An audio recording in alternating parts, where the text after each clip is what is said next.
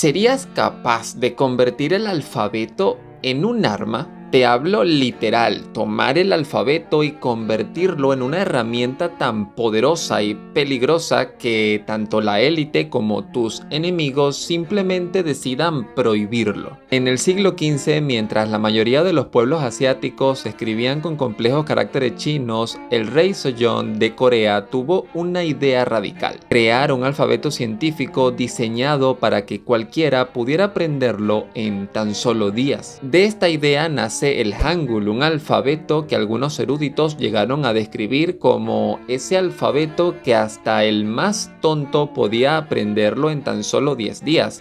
Y con más tonto, créeme que estoy censurando la versión oficial. Tras descubrir que los campesinos analfabetos en Corea eran constantemente engañados en juicios por no poder entender los documentos legales escritos con caracteres chinos, el rey Sejong decidió desafiar a la élite que prefería mantener el monopolio del saber. Para esa época, la única forma de escribir coreano era tomando prestado los caracteres chinos. Pero esta era una habilidad tan complicada que poder dominarla requería bastantes años de preparación, o en palabras más honestas, dinero suficiente para poder dedicarte a estudiar sin tener que preocuparte por trabajar. Leer era una habilidad monopolizada por la élite coreana y el rey, con su idea de hacer un alfabeto más simple, estaba atacando directamente esta ventaja. Por eso no fue raro que algunos nobles se rebelaran, aludiendo a que atreverse a tener alfabeto propio solo provocaría la ira de China.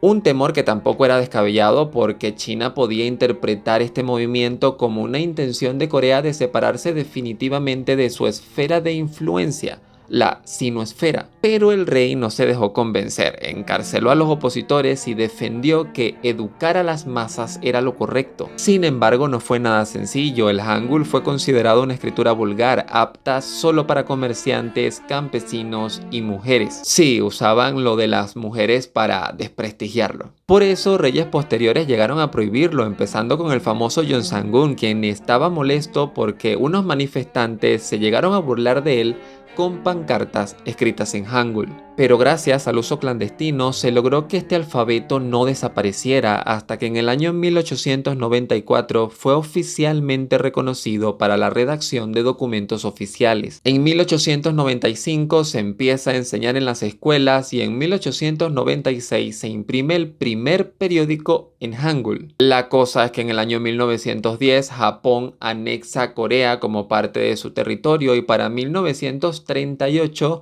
con un recrudecimiento de las políticas de colonización, deciden no solamente prohibir el uso del Hangul, sino directamente prohibir hablar coreano. Sí, hablar coreano estaba prohibido en Corea. Esto no hizo más que reforzar la asociación del Hangul con la identidad coreana como ese símbolo de su lucha por recuperar la independencia. Y justo cuando se pensaba que el Hangul desaparecería, Japón cae derrotado en 1945 y el Hangul recupera su estatus. Y ya para 1949, desde Corea del Norte se prohíbe el uso del Hanja, los caracteres chinos, para escribir el coreano. Y así hasta el día de hoy, esta se convierte en la forma oficial de escribir coreano. El Hangul pasa a ser el primer alfabeto de su clase, único en su estilo y créeme que muy fácil de aprender.